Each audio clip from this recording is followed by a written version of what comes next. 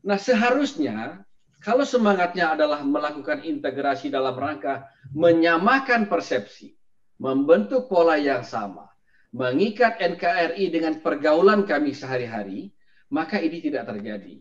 Harusnya dikembalikan lagi bahwa APDN di daerah waktu itu diintegrasikan, jangan dikembalikan dengan pola seperti sekarang adanya IPDN regional.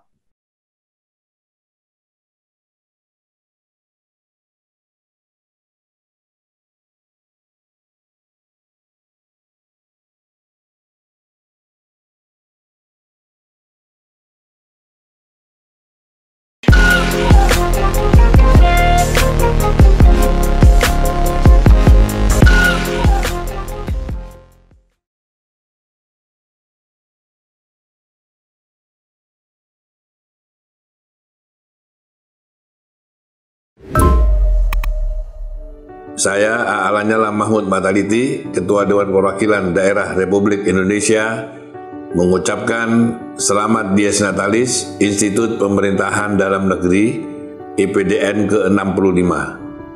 Bertambah usia merupakan lambang kematangan diri. Semoga IPDN senantiasa dapat mencetak kader-kader birokrat yang unggul secara akademik, terampil, dan disiplin, menghasilkan putra-putri terbaik bangsa yang memiliki semangat pengabdian yang tinggi. Bhinneka Nara Eka Bakti. Wassalamualaikum warahmatullahi wabarakatuh. Assalamualaikum warahmatullahi wabarakatuh. Bersama saya Bambang Sadono di channel Inspirasi untuk Bangsa. Channel ini sedang mempersiapkan beberapa video untuk mengayu Bagyo Dies Natalis ke-65 IPDN. Dan saya sudah bertemu dengan salah seorang alumnusnya yang sekarang menjadi Sekretaris Jenderal Dewan Perwakilan Daerah Republik Indonesia, Sekjen DPD RI, Bapak Dr. Rahman Hadi MSc. Apa kabar Pak Rahman? Alhamdulillah sehat Pak Bambang. Sehat Bapak, sehat Pak? Iya, ya sehat. Makanya di rumah saja nggak berani keluar-keluar. Ya. Ya, Pak Rahman. Ya. Dalam situasi pandemi ini bagaimana dinamika kegiatan lembaga negara seperti DPD ini? Apakah lebih banyak fokus di daerah masing-masing atau juga berkantor di Jakarta? Monggo Pak. Baik, terima kasih Pak Bambang. Jadi sebetulnya kegiatan aktivitas di DPD RI ini adalah melaksanakan kegiatan berdasarkan masa sidang. Jadi di masa sidang ketika ketika anggota sedang melaksanakan reses, maka keberadaan beliau, Bapak Ibu anggota itu ada berada di daerah. Dan sebaliknya, di masa sidang, keberadaan yang terhormat Bapak Ibu anggota itu seyogyanya berada di ibu kota negara untuk melakukan sidang-sidang. Akan tetapi seiring dengan adanya COVID-19, tentu saja harus memperhatikan daripada protokol kesehatan. Oleh karena itu, di awal COVID di tahun 2020, bulan Maret yang lalu, itu ada kebijakan dari pimpinan bahwa setelah masuk masa sidang, di akhir masa reses, ada kebijakan untuk melakukan kegiatan kunjungan kerja di daerah pemilihan. IPAN meskipun saat itu adalah masa persidangan. Ya. Oleh karena itu, kenapa ini dilakukan? Karena menghindari adanya aktivitas perjalanan melakukan dari berbagai daerah, tentu saja dari 34 provinsi, kemudian harus berkumpul di sini, dan secara protokolnya tidak memungkinkan untuk melakukan kegiatan. Maka berada di daerah pemilihan dan melakukan kegiatan dalam rangka penyerapan aspirasi masyarakat dengan sebuah kemasan namanya kunjungan ke daerah pemilihan. Selama 1 bulan di awal masa COVID yang lalu. Maka kita kenal dengan istilah kunjungan kerja di daerah pemilihan untuk daftar inventarisasi masalah. Begitu Pak Bambang. Jadi rapat-rapat bisa diselenggarakan secara virtual ya? Nah, sejak terjadi COVID itu, maka dimodifikasi. Meskipun waktu itu belum ada sebuah regulasi yang mengatakan bahwa sidang itu adalah virtual, kemudian dibuat regulasi untuk menjustifikasi bahwa rapat-rapat bisa dilakukan secara virtual, dan kemudian perkembangannya di tengah pandemi sudah mulai udah ada adaptasi, dan itu dikombinasi dengan virtual dengan prinsip tetap menggunakan protokol kesehatan dengan menggunakan 3M, utamanya adalah menjaga jarak. Ini artinya kalau kapasitas sidang untuk alat kelengkapan itu 34, maka kita hanya maksimal isi antara 50% pada awalnya. Kemudian ada kebijakan lagi 25%. Kami mengikuti semua regulasi terkait dengan aktivitas yang ada dalam rangka penyelenggaraan rapat-rapat di komplek parlemen ini, sama seperti DPR juga melakukan hal yang sama, kemudian DPD juga menyesuaikan.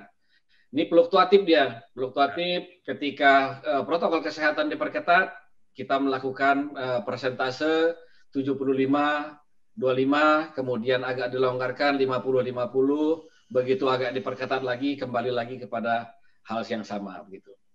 Pak, kalau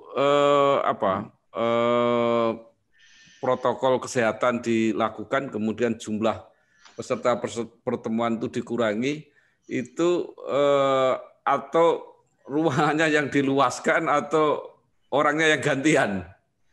Sementara kan begini, mobilitas keberadaan Bapak Ibu anggota dari Sabang sampai Merauke ini kan cukup berisiko, utamanya mobilisasi ketika penerbangan dan lain-lain. Maka terhadap Bapak Ibu anggota yang sudah berada di Jakarta selama masa persidangan dan tidak bisa melakukan kunjungan ke daerah, itu dibalik sistem penyerapan aspirasinya bisa dilakukan virtual kepada konstituen. Tetapi yang sudah berada di daerah, kemudian tidak bisa mengikuti aktivitas rapat-rapat yang ada di ibu kota, maka rapatnya yang melalui virtual. Untuk kapasitas ruangan kita tentu saja tidak bisa menambah ya Pak kapasitas. Kami lebih menyesuaikan dengan kapasitas yang ada, kita melakukan protokol kesehatan dengan pola menjaga jarak dan persentase kehadiran yang kita batasi. Ini belum ada tanda-tanda mau membaik Pak ya. Ini baru saja ada kabar dari Jawa Tengah bahwa Jawa Tengah sudah mulai menurun, sudah mulai landai sekarang. Ya, sementara kalau kita lihat trennya di tengah sudah adanya implementasi tentang vaksinasi di beberapa instansi, ini kan membawa psikologis kepada masyarakat kita secara psikologis. Ini ada keyakinan dari kita bahwa kalau kita sudah divaksin, itu sudah bisa beraktivitas, sepanjang tetap menjaga protokol kesehatan, bahwa bagi yang sudah terkena, juga ini katanya juga sudah memiliki imun, aman. Udah aman, tapi tetap harus menjaga kesehatan untuk tidak menularkan kepada orang lain dan lain-lain, sehingga adaptasi ini membuat pola kerja baru,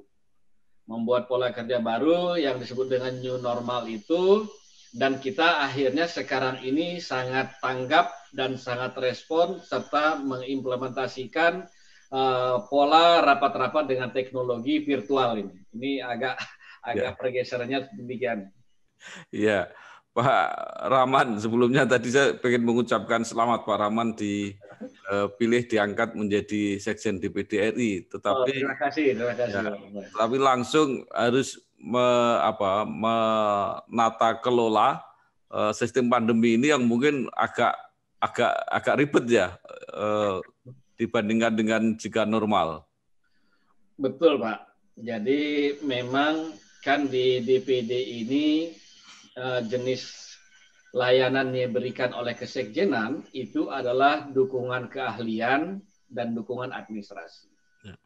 Dalam rangka melakukan dukungan administrasi, layaknya sebuah birokrasi, struktur organisasi pemerintahan atau perangkat pemerintah yang ditugaskan di lembaga legislatif ini, untuk melakukan dukungan birokrasi, administrasi, tata kelola secara internal mungkin tidak terlalu mengalami suatu pola kerja yang baru. Tetapi ketika dihadapkan dengan kombinasi kita harus memberikan dukungan keahlian, artinya harus ada interaksi, kemudian memodifikasi tentang struktur, tata cara bersidang, tata cara rapat, kemudian tata cara berkomunikasi, interaksi dalam rangka menyerap aspirasi, ini kemudian agak berubah.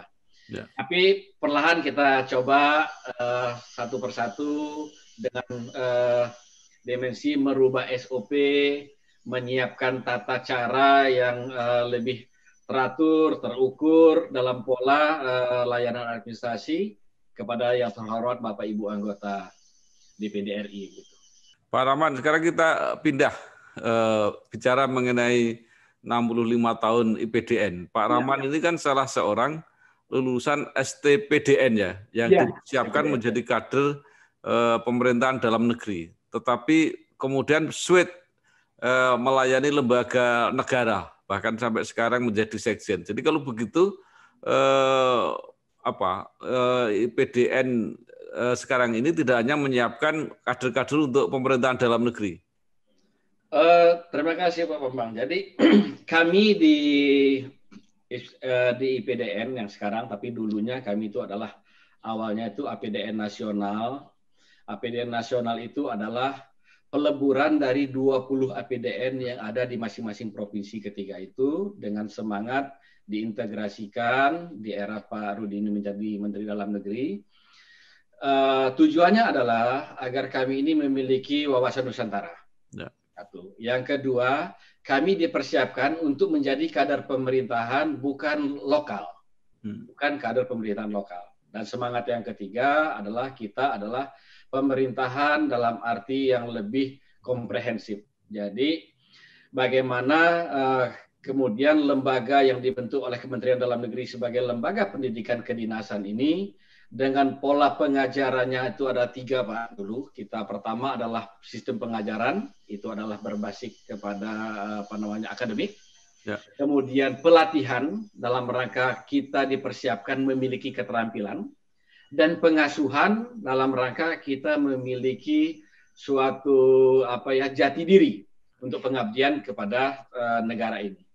Jadi tidak serta-merta bahwa kami dari didikan Kawah Chandra di Muka di Jatinangor itu ditempa hanya untuk memenuhi kebutuhan di pemerintahan tingkat kabupaten, tingkat provinsi, maupun hanya di tingkat Kementerian Dalam Negeri. Karena yang pemerintahan itu adalah dalam arti luas, bagaimana menyelenggarakan sistem penyelenggaraan pemerintahan nasional dengan 3 tugas pokok adalah pertama memberikan layanan dalam rangka agen pembangunan, yang ketiga adalah agen pemberdayaan. Ini bisa dilakukan di semua lembaga kementerian terkait dengan penyelenggaraan pemerintahan secara umum. Jadi mulai kapan ini kader-kader yang disiapkan di IPDN sekarang itu boleh lepas Pak, artinya keluar dari instansi pemerintahan dalam negeri? Sejak tahun 2003 dengan dinamika kebutuhan di masing-masing di kementerian waktu itu, kami diberi ruang untuk berkarir di Kementerian Dalam Negeri. Awalnya setiap lulusan dari kami itu adalah dididik untuk memenuhi kebutuhan pemerintahan di tingkat provinsi, kabupaten, kota. Tapi ada paradigma baru yang dipersiapkan ketika Pak Rudi ini menjadi Menteri Dalam Negeri dan itu APDN diintegrasikan menjadi STPDN, dan kami adalah lulusan pertama Pak. Ya. Lulusan pertama dilantik oleh Pak Presiden Soeharto, dan kami diprogramkan untuk mengikuti dinas wajib militer. Artinya apa? Bukan hanya semata-mata untuk memenuhi kebutuhan daripada pemerintahan dalam negeri. Maka kami diberi kesempatan berkarir di Angkatan Darat, yang kemudian langsung turun kepada teritorial, dengan pengalaman di lapangan, ada yang di Kodim, ada yang pernah jadi Dan Ramil, kemudian ada di Pasi Intel, Pasi Op, dan seterusnya di teritorial. Nah, keberadaan kami di sana tentu saja membuka ruang juga. Jangankan hanya untuk kebutuhan yang sifatnya penyelenggaraan pemerintahan secara administratif. Lebih dari itu, secara teknis kami diperbekali dengan pendidikan kemiliteran, kemudian ditugas dan ditempatkan di Kementerian Pertahanan, khususnya di Angkatan Darat. Itu awalnya. Setelah tugas di luar instansi dalam negeri itu, kemudian bebas Pak setelah itu. Artinya boleh berkarir di mana saja. Ya, jadi sementara ini kalau kita lihat dari data Pak, selain daripada yang tugas di Kementerian Dalam Negeri, jumlahnya sekarang mungkin 1.000 ya Pak ya. Itu memang rumah dari teman-teman yang menjadi Purna Praja, sebutan daripada alumni STPDN. Tetapi kami sekarang sudah menyebar Pak. Kalau lihat di Kementerian Desa, itu kita juga sudah menyebar mulai dari tataran pejabat struktural eselon 2, eselon 3, eselon 4, dan bahkan staf. Jumlahnya juga sudah ratusan. Kemudian masuk di Bawaslu juga sangat banyak, di KPU, di Kementerian PAN-RB, kemudian di lembaga seperti KPK, kemudian kami juga mengisi di Sekretariat Negara, kemudian ada juga yang di Bappenas, dan Kementerian Perdagangan. Nah, khusus saya dengan teman-teman, ini ada 27 orang di DPD RI, Pak. Di 27 orang di DPD RI, secara kebetulan diawali oleh senior saya waktu itu, Pak Doni Monik, juga alumni dari APDN, pernah menjadi sekjen di DPD RI ini yang kami gantikan beberapa waktu yang lalu. Kemudian yang menduduki eselon 2 di DPD RI ini juga ada 3 atau 4 orang, kemudian eselon 3 mayoritas, dan eselon 4. Tapi juga bukan hanya di kami, di MPR RI juga ada Purna Praja, di DPR RI juga ada Purna Praja, bahkan ada yang mengambil guru besar untuk peneliti di DPR RI adalah Profesor Mulyadi, itu adalah juga dari alumni kami juga. Pak Rahman, tadi khusus angkatannya Pak Rahman wajib militer ya, artinya kemudian ditugaskan itu. Tetapi kan pada umumnya pendidikan di dulu APDN, STPDN itu kan juga ada warna disiplin militernya kelihatannya. Betul Pak. Jadi seperti saya sampaikan tadi, pola pendidikan di STPDN itu adalah Tritunggal. Nah, Tritunggal itu yang saya sampaikan tadi, ada pendidikan untuk akademik yang disebut dengan pengajaran dengan berbasiskan kurikulum yang ada. Kemudian ada pelatihan untuk mendidik kami memiliki keterampilan. Tetapi ada juga yang dinamakan pengasuhan. Pengasuhan ini adalah membentuk karakter-karakter calon pamong praja yang memiliki integritas, disiplin, loyalitas, dan juga kami diminta untuk memiliki sikap-sikap yang patriotik lah. Patriotik itu dalam arti membela kepada apa yang harus menjadi dibela sesuai dengan beban tugas yang di kami. Nah, pola pengasuhan ini sistem yang diterapkan adalah mulai dari bangun tidur, Pak. Mulai dari bangun tidur, kemudian kami diajak untuk berolahraga, sholat, kemudian makan secara bersama-sama, apel pagi, mengikuti program kelas di ruangan.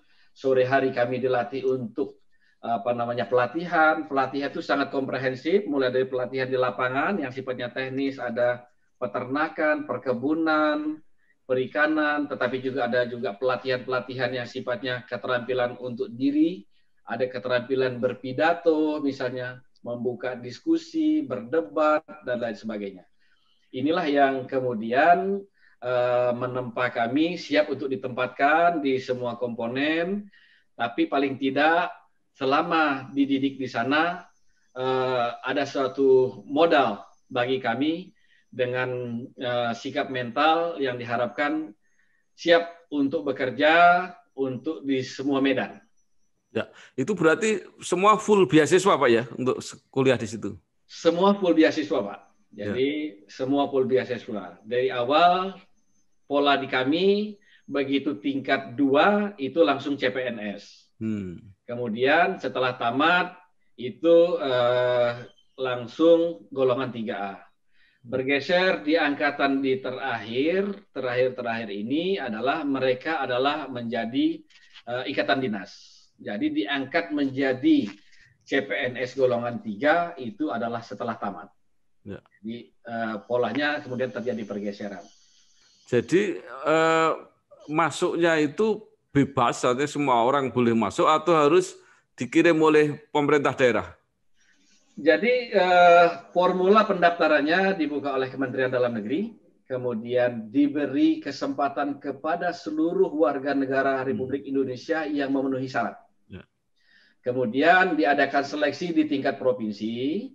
Itu seleksinya itu bertahap, mulai dari seleksi administrasi, kemudian ada seleksi CAT sekarang, computer assessment test untuk melihat kemampuan akademik, kemudian ada seleksi psikotes untuk mengetahui kepribadian, bakat, minat dan kemampuannya, tapi juga ada seleksi fisik, di sana ditempa untuk endurance-nya, lari, short jump, pull up dan lain-lain untuk mengetahui seberapa besar kemampuan potensi dirinya untuk selama pendidikan itu dalam keadaan sehat, misalnya tidak memiliki penyakit bawaan dan lain sebagainya, sampai kepada seleksi akhir adalah pantohir oleh panitia yang ditentukan oleh panitia berdasarkan basis provinsi, Pak. Jadi diberangkatkan dengan formula tergantung kepada besar kecilnya provinsi. Jadi kalau misalnya Lampung dengan 14 kabupaten kota, kotanya berapa? Kalau Jawa Barat dengan 37 kabupaten kota, kotanya juga berapa? Jadi ada proporsionalitas. Tapi di akhir ada agak kekhususan bagi teman-teman kita kawasan timur, khususnya Papua dan Papua Barat. Jadi kalau begitu, kalau lihat ada daerah kira-kira kuotanya sudah penuh, bisa pindah ke daerah lain gitu, Pak? Kotanya penuh itu adalah tidak ada seperti itu, Pak. Jadi kalau misalnya kotanya untuk pendaftar asal satu provinsi A, jumlahnya yang akan diterima adalah 60 orang, nanti akan diseleksi dari seluruh pendaftar terbaik, diambil sampai 60 orang, maka itulah yang masuk kota. Tapi dia tidak bisa kemudian karena dia ranking ke-61 kemudian mengambil jatah di provinsi lain karena sudah ada kotanya masing-masing begitu. Ya baik. Pak Rahman, tadi kembali ke pendidikan kesamaptaan yang seperti militer tadi. Ya. Kan banyak berita itu bahwa ada ekses-ekses ada korban dan sebagainya. Itu angkatan Pak Rahman mengalami enggak seperti itu? Kami kebetulan kan angkatan pertama ya Pak. Ya. Jadi angkatan pertama ini sangat mengalami. Kenapa? Bukan mengalami kekerasannya. Kami sangat mengalami pola pendidikan yang diasuh oleh heterogenitasnya sumber pembina. Ya. Jadi pembina kami itu berasal dari tamatan 20 APDN sebelumnya Pak. Oh, ya. Jadi khusus kami angkatan pertama dibina. Tapi pembinaannya terukur karena di samping pembina ini dengan karakteristiknya, misalnya kan kalau pembina kami dari tamatan dari Makassar, dari APDN Ujung Pandang, berbeda karakter dengan yang berasal dari Jawa Tengah, pasti berbeda juga dengan dari Medan dan seterusnya. Tapi lebih dari itu, kami juga didampingi oleh pembina-pembina dari kalangan TNI Angkatan Darat. Ya.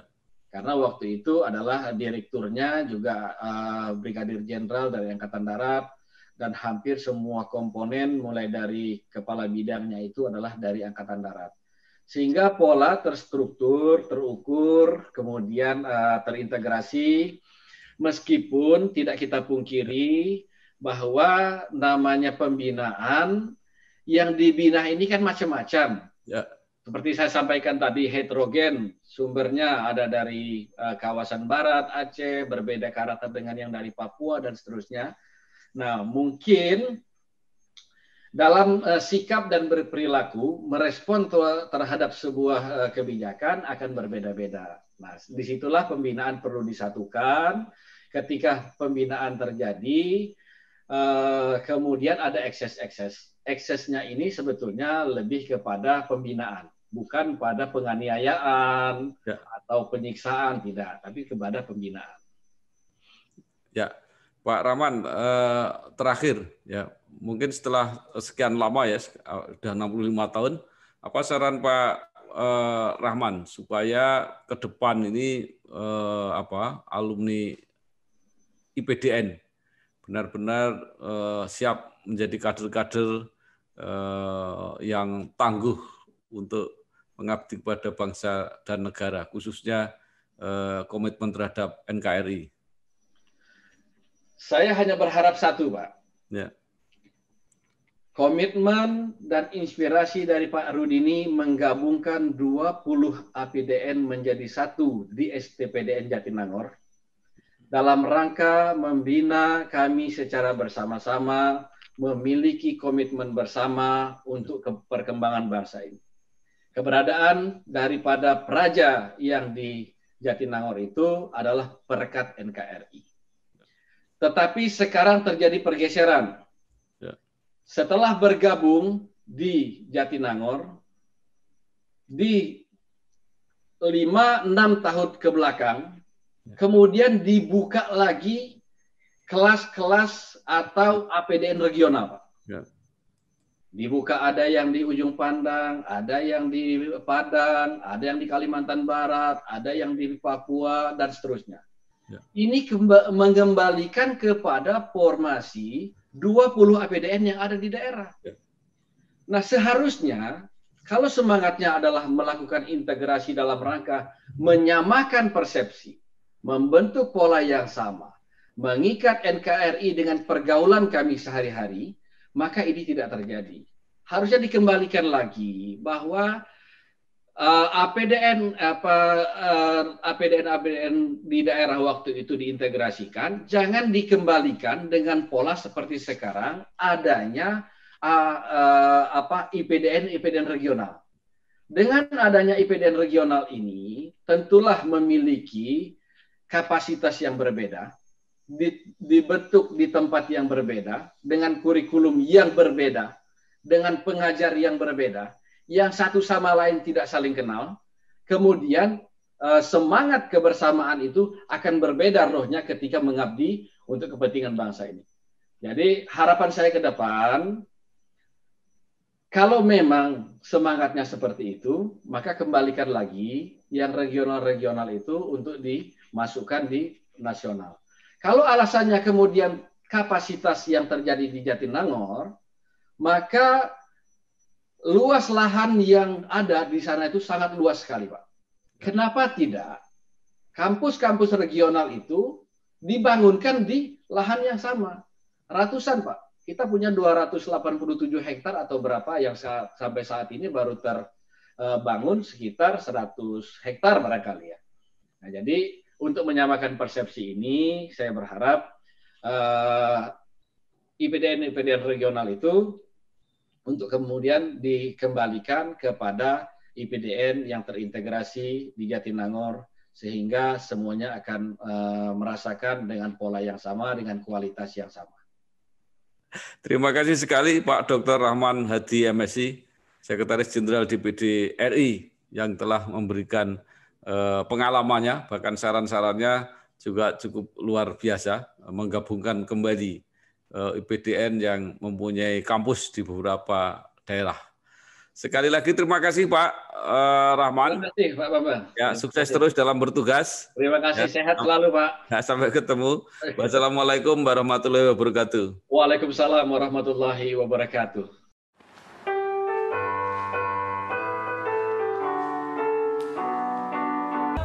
Saya Haji Muhammad Wardan, Bupati Kabupaten Indagri Hilir, alumni APDN Pekanbaru, Angkatan 9, lulusan tahun 1985, mengucapkan selamat Dies Natalis IPDN ke-65. Bhinneka Nara Eka Bakti.